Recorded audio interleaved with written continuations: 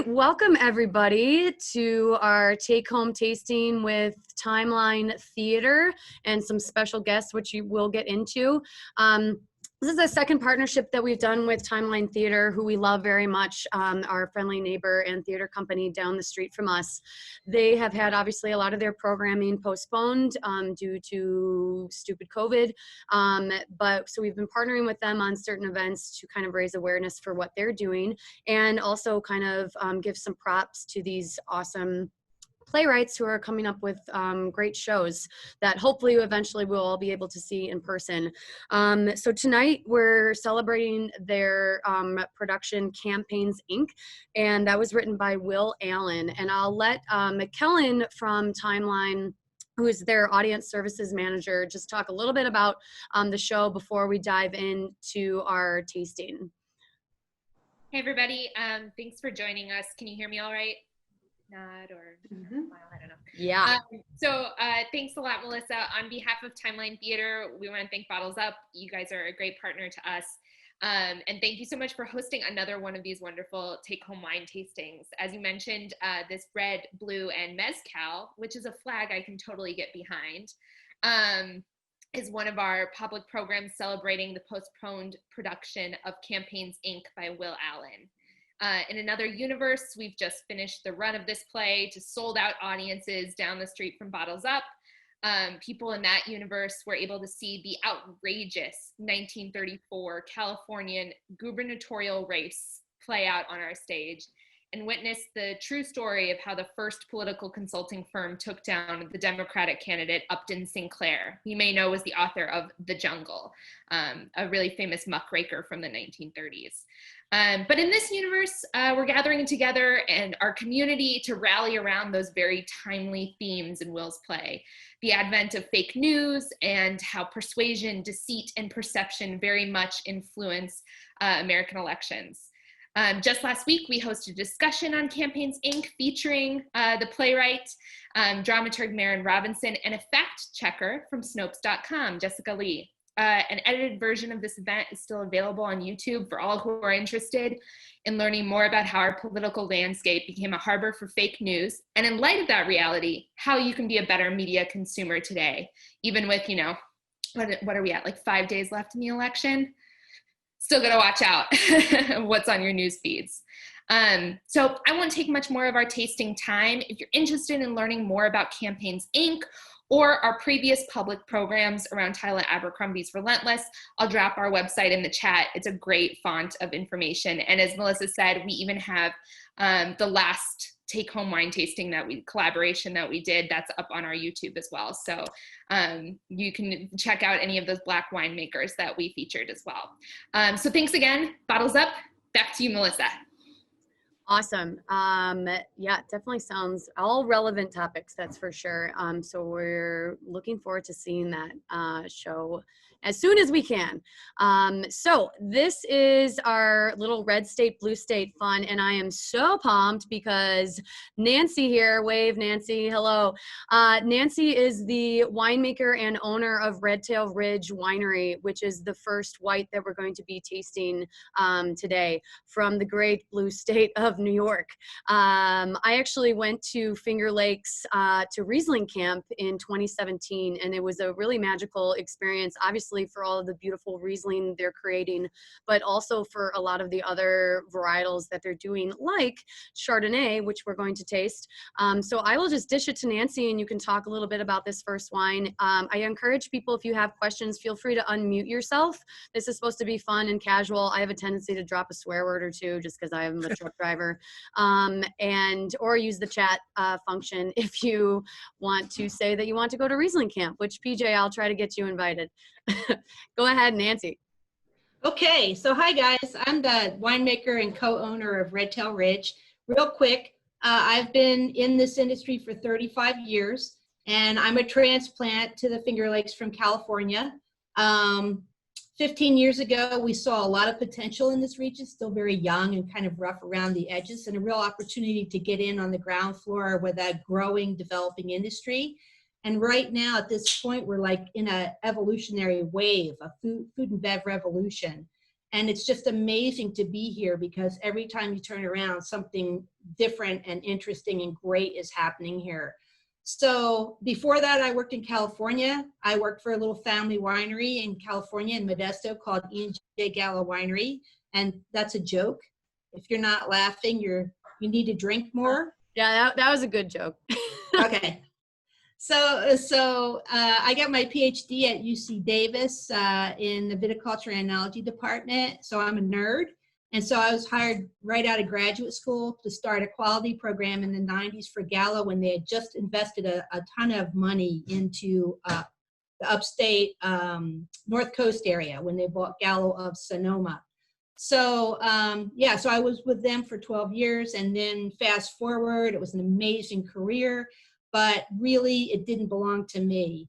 And so I really needed to get my own footing, and I needed to get back to basics because I'd been kind of promoted out of growing grapes and making wine, and I missed it. So this was really, Redtail Ridge is a personal journey for me and my husband, and it's really our personal project that we've been working on for 15 years, and we're really proud of it. We're actually two-time James Beard nominees for most outstanding wine, beer, or beverage distillery producer.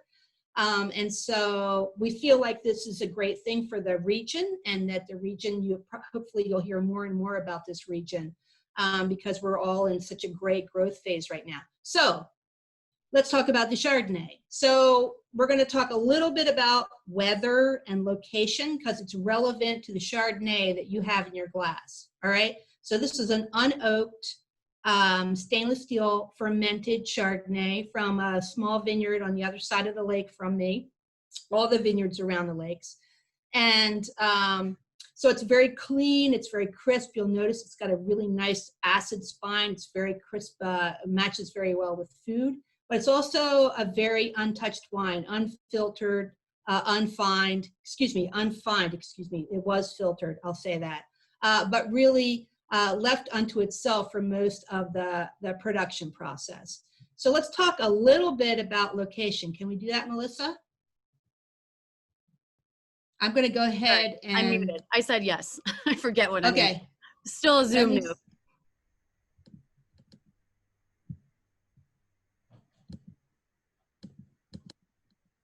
All right, I'm trying to get the slides up here. There we go.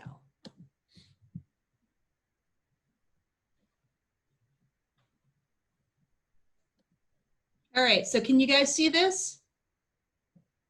Not Melissa? yet. Not yet. No, I don't think so. I can't. I'm not sure if anybody else can. All right, well, maybe we're having some, it says we're sharing here. Does anyone see a map on the screen? I think we can only see a very small portion of your screen. Is there like a selection box that you can drag and make bigger so we see your whole slide? It's okay. We're having technical difficulties, so maybe we just talk instead. How does that sound? Let me just, I'm gonna make you the host real quick, and then before you jet out, you can change the host back to me. Maybe that'll help you. I just made you the host, so maybe that'll help you just take over control a little bit. No, we'll see. How's that? Yep, I got it. Yay! I just had to relinquish command. Okay, go.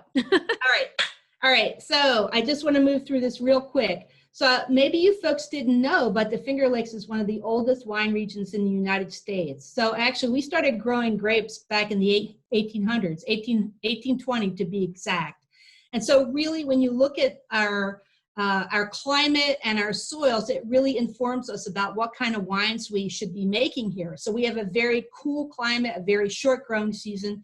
So right from the very beginning, the focus for wine styles was all about sparkling wine. Because sparkling wine is actually, if you look at Epernay in the Champagne region, that's actually a very cool climate region with a short growing season. So there's a lot of similarities between us and Epernay. And back in the 1800s, our first real skill base was French winemakers. So at one point in our history, we actually had people from Veuve Clicquot, Roederer, Fournier. They were all here helping to make wine. A lot of the focus was on hybrid wines, but it was still sparkling.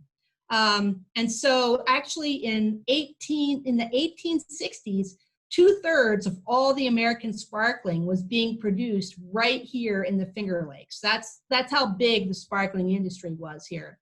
And then, of course, Prohibition happened, and we all know that the headquarters for women's suffrage is here. And so one of the first things that we lost was the wine industry. And so we've been kind of growing our way back from that. So this is just a picture of one of the old vineyards on the base of Seneca Lake, which is where our winery is located from the 1800s. So if you look, we're located, can you guys see this, my little cursor here? We're located not that far away from you guys if you're in Chicago. And actually we're kind of almost directly to the east of you. But the difference is that, and actually we get a lot of your winter weather. So your winter weather hits you and then it comes east to us. But before it gets to us, it has to pass over all these large bodies of water. And these bodies of water, the Great Lakes, store up a lot of heat in the summertime. And then when that cold air passes over, they give that heat off in the form of lake effect snow, which you guys know all about. And the thing about lake effect snow is that it actually raises the average temperature, the winter temperature. So it actually creates a more moderating temperature for us here in the Finger Lakes, right below Lake Ontario. And then these lakes themselves, this is a cutout of the lakes.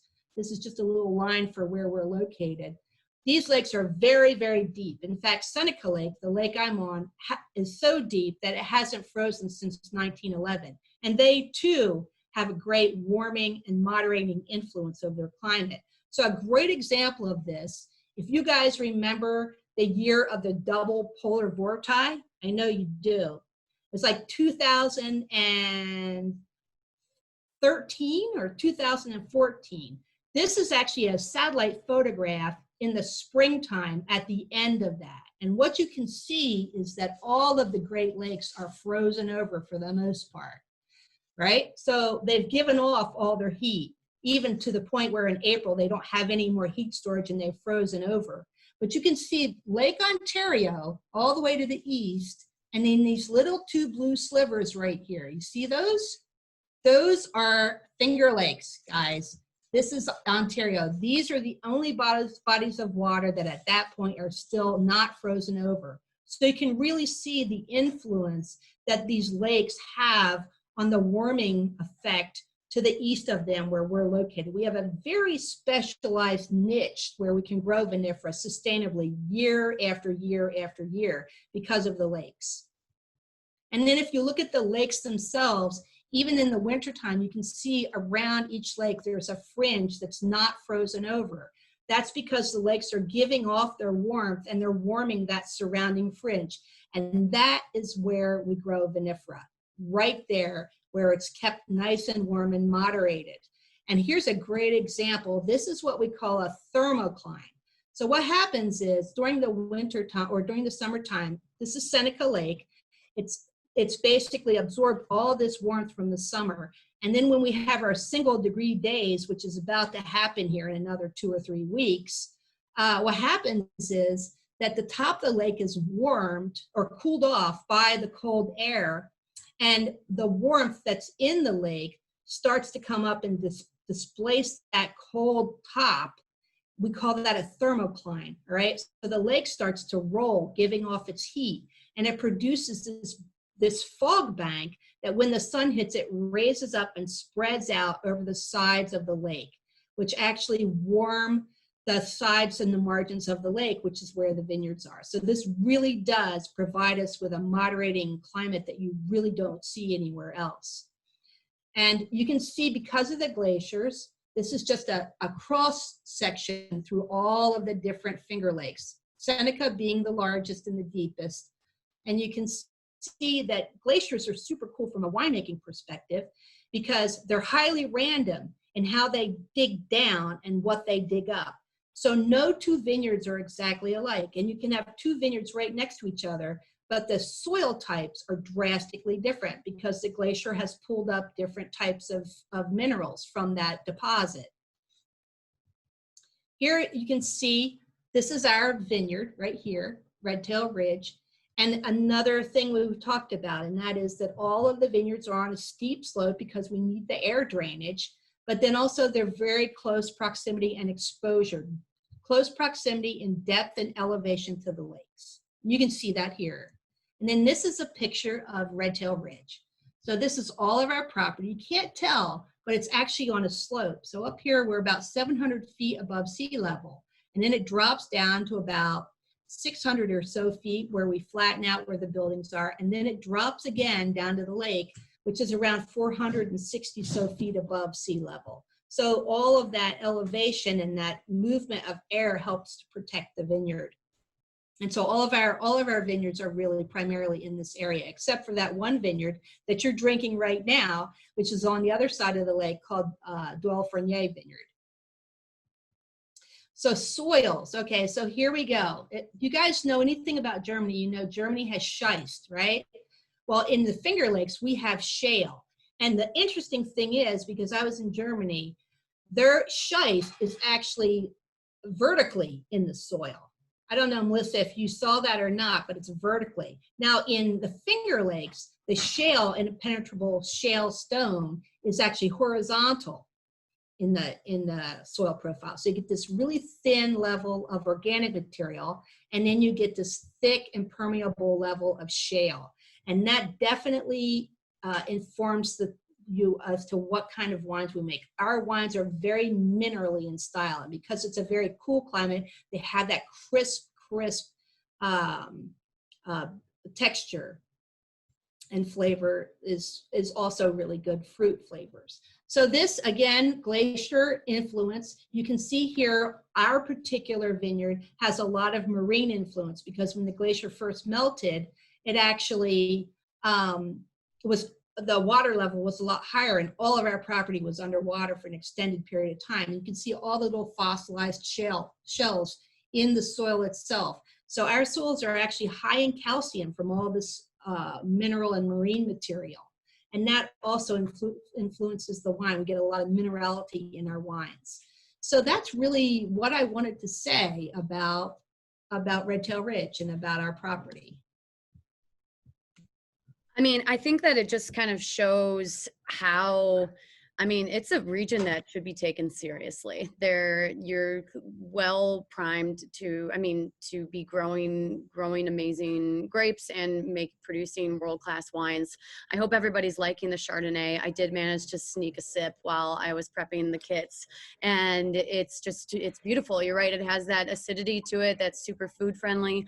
Anybody in the neighborhood, this is great for any of the takeout sushi that you might be doing in the next couple, I don't know, months, or Thai food, a lot of versatility here. So, gosh, thank you. Everybody go visit the Finger Lakes. It is a beautiful, beautiful area, and there's really a lot to explore there. And I felt like when I went, there was just this kind of sense of camaraderie in the wine industry where everybody knows each other and kind of is supporting each other for the glory of the region, so to speak. So it's a really cool vibe, and obviously go knocking on Nancy's door and she'll probably yeah, we are in phase 4, so we are taking up tasting room appointments, but we're reduced in size, so it's only 25% capacity, and we've really instituted a lot of safety policies to make sure that our crew and our customers, our clients, are very safe. And we also sell our wine online through our website. But yes, we have a great relationship with someone who sells our wine in Chicago. It's a company called Simple Farmer Wines. And probably that's where Melissa has come to know Redtail Ridge. So we're all kind of a small family in the Finger Lakes. You'll see a lot more sparkling, traditional method sparkling coming out because we're coming back with that style because it makes perfect sense for this region. But yeah, you'll see most of the varieties we work with are able to ripen in a very shorter period of time. So stuff like Riesling, Chardonnay, Pinot Noir, these are all things that we focus on in the Finger Lakes because they make perfect sense based on what we're, what our weather conditions and our soils are like. Yeah. So I don't want to take up any more of your time. I've already taken up a lot of your time. So cheers to you. Thank you so much for joining us from New York. I so much appreciate it. Go get that Negroni. Oh, and if you can make me the host again, because I'm going to attempt to share my screen too. This will be fun. Okay, let's see if I can figure that one out. It should be just like the dots in the corner, and then say like make Melissa the host or something. If you click on my screen. Okay, click on your screen. Yeah, click on my image and then the dots in the upper corner, and it should say make me the host or something. Okay, let me see here. Make host. Here you go. Heyo. Cool. I am the host now. Thanks, Nancy. All right. Yeah, I'll see talk you guys. to you soon. Drink well. All right, cool. So let me see if I can do this. All right. I am going to share my little PowerPoint that I created.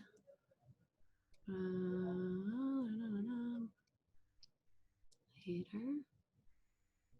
Cool. Okay. Anybody have any questions or anything like that? Because that was awesome. Okay. Can you all see my screen?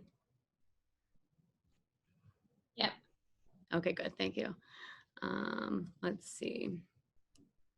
View. Full. Starting at the end. Oh my gosh. Can you see like all of the slides or one of the slides? Somebody talk to me. All of them. Okay, clearly I haven't done a PowerPoint presentation in a million years. So we are just going to, let's see. Oh, slideshow. Play from the start. Oh, does that work? Is that better? Yeah, there you go. You got it. Okay, great. And now for something completely different. Let's see. So we're going to Texas. I actually went to school in Texas. So when I saw that there was a Texan wine available for distribution in Chicago, when we opened BottlesUp, I was like, hell yeah, we're doing this. Got to represent the Lone Star State. They're a very proud state. So sometimes you got to like knock them down a little bit. But they are making some really awesome wines. Has anybody been to wine country in Texas at all? So if you go, the main area, if you fly into either Austin or San Antonio, you'll be basically right there, because basically the hill country, and if you look at this map in the middle, the Texas Hill Country AVA is where a lot of the wineries are that have tasting rooms and you can visit. And it's beautiful. I mean, hill country is amazing. And I think that I liked that Nancy talked about just kind of, I mean, she got all nerdy with it, because people sometimes forget that wine is actually an agricultural product. These are grapes that are being grown in the ground, often by smaller producers that have total control and watch these grapes ripen. And I love that she got all nerdy with it, because we'll get a little nerdy with it, talking of just about some weather patterns in general grape growing regions, and also in Texas. But Texas, one of the top 5 producing states for wine, after California, Washington, New York is number 3, and then Oregon and Texas. William, Chris, you're drinking their Cinsault. So Cinsault is usually a blending varietal that's from France, from the Rhone region. And it is often blended with Rhone blends for their aromatics. Like when I was pouring this wine, you can really smell it right outside of the bottle. I almost get kind of this earthy cranberry thing going on. And I just think it's classic fall. When I tasted it, I was just like, this is autumn. This is what I want with even with a little bit of a chill on it, you could have this for a Thanksgiving meal and then, you know, drink it later with leftovers with turkey sandwiches or whatever. It's very versatile and it's not super heavy, so it's not going to totally fill you up. It's able to balance out the heavy dishes that might be on the table, not just on Thanksgiving, but in fall and winter in general. So William Chris Vineyards, two guys, William and Chris. Imagine that. So clever. That it was established in 2008, and it's a really cool, it's been just the two of them, and they've really slowly grown. I encourage you to kind of go to their website and look at their timeline of how they've started to piece things together, and just slowly build and slowly add and create new partnerships with other growers around Texas. One of the biggest AVAs, and for the record, so a little bit of wine speak here, AVA translates to American Viticultural Area, and they've come up with this system in America to designate regions that have specific differences to them, and basically that make them special. Again, going back to wine and grapes being a agricultural product, these are that where a grape is grown makes a difference. I mean, think about, I'm trying to think of like another, I don't know, coffee, like coffee beans. There are different things with coffee where you can taste a coffee from a certain area and another area, and you'll get these little nuances. And it's the same thing with grapes as well. So these American viticultural areas are mapped out around the country. They're all over the place in California and so on, anywhere that grows grapes, really. And there are specific differences to these areas, either in elevation or maybe there's slopes and the sun hits the grape, the vines at a different angle. What else is there? The soil. Soil is a big one, as Nancy was saying earlier too. But I'm kind of jumping around here a little bit, but where this one is from the Texas High Plains. So it's a little bit northwest. And these aren't estate properties for William Chris. They're actually partnering with family operations that have their own vineyards and are growing their own grapes. And that doesn't mean to say that they don't have necessarily control, or they're just buying these random grapes and not knowing what they're putting into their blends.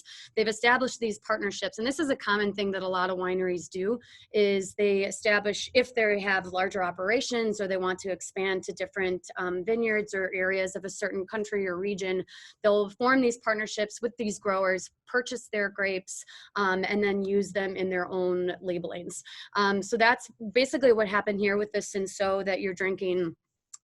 This is from that Texas High Plains AVA.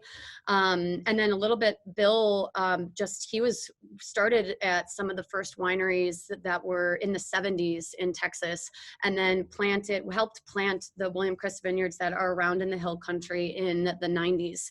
I can't see any of the chat, by the way. I don't know. I don't want to get out of my screen because I don't want to close anybody out. So if anybody has a question, just unmute yourself and say something. Otherwise, I will ramble. So I talked about kind of the partnerships that they have with different farmers around the country. And then another kind of wine term that y'all should know, y'all. I only say y'all 5 times a year, so I had to throw it in there since we're talking about Texas. I was very anti-y'all when I was down there. My nickname was actually Chicago. Represent. So the diurnal shifts are a big deal in terms of grape growing. If a grape ripens too fast, it doesn't retain the acidity. And acidity, acid is important, kids, when it comes to grapes. You want that acidity to kind of give it complexity, ageability, some depth. Otherwise, if you don't have acidity, a wine can kind of just taste flabby and flat. So these diurnal shifts are basically the temperature fluctuations that can happen sometimes within a day, 12 hours, and often more so they're talking daytime and then nighttime. So there are these different pockets of Texas where they're getting these big shifts in temperature that allow grapes to ripen properly and or make it able to produce beautiful wines. An example of this, a little bit different, but I was in Chile in December, and we were in this area, and it was 85 degrees or something at 11 a.m. and it was warm and everyone was in sandals and like warm weather clothes. And literally at 1 o'clock, it dropped like 25 degrees. And I was like, what the hell just happened? Like everyone was running for their jackets, but that's an example of kind of a diurnal shift. In like experiencing it is kind of makes you be like, wow, this is actually a thing. Any questions on what the heck I just said? Do you like the Texan wine? That's the big question. And that's the most important one. I had no idea there was Texan wine. Not many people do, but again, like talk about these fun places to visit. I mean, because obviously tons of people go to New York and tons of people go to Austin, and to know that there's this kind of an interesting and fascinating wine scene that's there is pretty cool, and it's fun to explore these different parts. I'm an equal opportunity drinker, so if a place makes wine, I want to taste it and see what the heck they're all about. Slightly chill. Okay, now I got my chat thing up so I can see what everybody's saying. Cool. Okay, great. Yes, Thanksgiving. Chill it and party. Anybody else? Any questions? Cool. We will jump. Well, actually, I guess I should talk. A lot of you got a little sidecar, which was a bonus toss in of a canned wine. Most of you got the canned wine from Oregon. I'm not sure if anybody cracked it and is tasting it. I actually haven't tasted it in a while. So what are we thinking? Yes, no, thumbs up, thumbs down. Did anybody try it at all? The Willamette Valley. Oh, good. I thought it was delish. Hooray. Obviously a popular area in the Pacific Northwest. They really focus on cool climate. Again, these diurnal shifts are huge there. They get this influence from the mountains on one side, or coastal mountains, inland mountains. There's also the ocean right there. So there's a lot going on. It also has this marine history, the Missoula floods, and there's the soil imparts this minerality. It's on the same longitude as Burgundy. So they do Chardonnay and Pinot Noir very well up there. And I think that the canned wine, and some of you, by the way, got a California Rosé too. So I think there were like 3 people. I think the thing is that canned wine, it sometimes gets a bad rap. And I think that people don't actually realize that a lot of people who are making these canned wines, it starts as a wine that would eventually go into a bottle first. They're just choosing to put it into a can to either just get it in front of people, maybe say on what's in my face, costs, because obviously it's cheaper to put it into a can instead of a bottle with a cork or blah blah blah. So it's just kind of, maybe don't judge a wine by its packaging is what I usually tell people. So give them a shot, and they're convenient for drinking on the street and nobody knows what you're drinking. Not that I encourage that. You didn't hear that here. Oh, this is going live on YouTube, isn't it? Well, okay. Everyone's doing it. Cool. So then we will jump to the Mezcal, which is what I've been sipping on this whole time, because that's what kind of a day I've been having and year. Mezcal, so I have more of a wine background. So I actually did a little bit of research to refresh my memory on just kind of tequila versus mezcal. And it's a really fascinating industry. It's booming right now, especially with a lot of people being their like own, everyone's their own bartender these days. So there's a lot more curiosity and exploration happening in the tequila and the mezcal world. So this kind of slide talks about some of the differences. They're both made from agave, but tequila is made with a specific type of agave, the Weber Blue agave, whereas mezcal can be made with 50 different kinds of agave plants, which is pretty cool. I mean, think about all the different kinds of grapes out there and how all the different kind of grapes impart their own characteristics and aromas and flavors. That's kind of what, to me, I think makes mezcal I tend to prefer it, I've found. I think there's a little bit more fun complexity to it.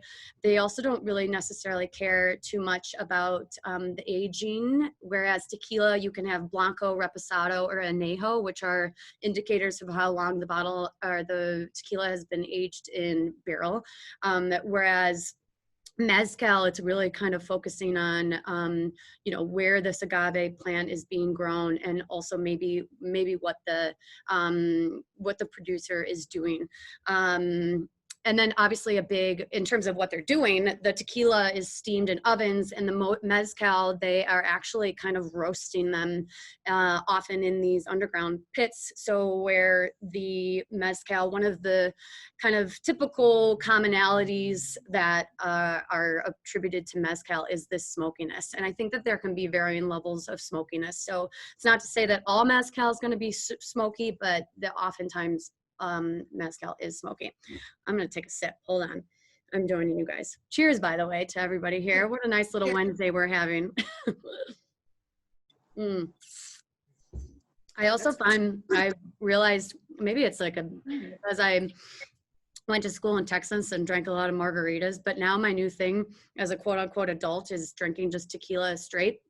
Like either on the rocks or with nothing in it. And I don't know, I kind of feel fancy, but I think you can also kind of just get the nuances and learn to appreciate a little bit better too. Just kind of like, some of the annoying bourbon drinkers, whiskey drinkers, a lot of my friends are, they're nuts. But you oftentimes will drink them neat, so you can kind of experience the product on its own, which I hope you're doing. But some of the things that you can do with mezcal is what you can often do with tequila. So either straight up, like I just said, in a margarita, or a mezcal Negroni. So switching the gin to a mezcal, which kind of sounds great.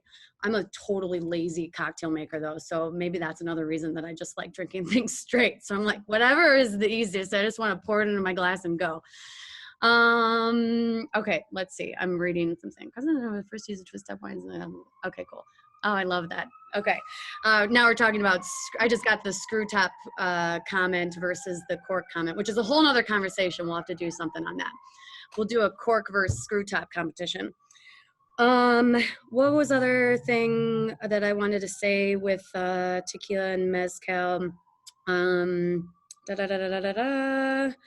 Oh, with the mezcal, I mean, this is something too that a lot of people don't understand, is that it takes 5 years for a grape or a vine to produce fruit that's ready to be made into a wine that will go into a bottle, which is, a long time. So when a person is either ripping out a vineyard and planting more, they have to wait a long time in order for that vine to produce quality fruit. With the agaves used to for mezcal, it can often take like 8 years or sometimes longer for the agave to be ready to be harvested and made into mezcal, which is crazy, a really long time.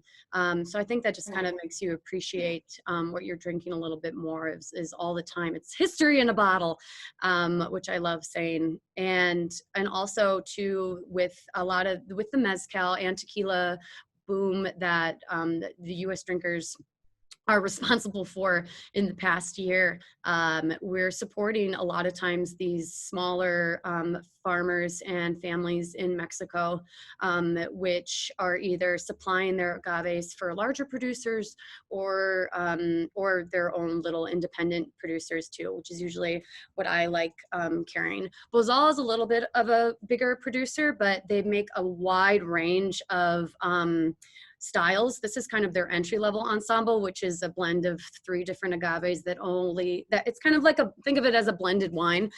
So all of these agaves that are used in here are imparting different aromas and flavors and characteristics, which is fun to see how they all come together. Any other questions on things? Do we like the mezcal? Is anyone drunk? No, not yet. Keep drinking that can of wine, you'll get there. They sneak up on you because it's like 14% and half a bottle, and so like you drink the whole thing and then you're like, oh wow, what happened?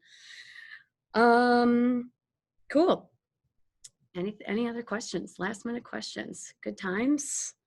Love it. What time are we at? I have no idea. 7:41, little over, but that's okay. If there's no other questions, I just want to give another shout out to obviously Nancy. Go check her out, and let me know if you want to taste more of her stuff. I have a couple of Redtail Ridge things on the shelf, and I'm going to be getting some more in. She's making a couple pet nats that are awesome. Obviously Texas, the William Chris, they make a Maved too, which is a little bit meatier. I have a couple mezcals on the shelf, obviously too, and of course Timeline, our friends. We support you and can't wait to come and be back in theaters with you guys whenever that's safe to do so. But I think I was telling PJ today that I just really love that you guys are keeping up this energy and coming up with things to do while we can't do anything else. So I am here for you guys and ready to partner with anything. And I encourage you guys, everybody else on this Zoom, to go check out Timeline's website. If somebody wants to throw it in the chat box, I think, or check them out on Instagram. I put it at the bottom of the sheet that you guys took home today, and give them some love because they're awesome, awesome people and come up with some really great productions. So cheers to everybody. I'm gonna go finish this mezcal and not put anything in it except more of it. So cheers to everybody, and we'll see you in the shop, or let me know if you need anything. I am here for you all. Thanks, Melissa. Yeah, bye guys.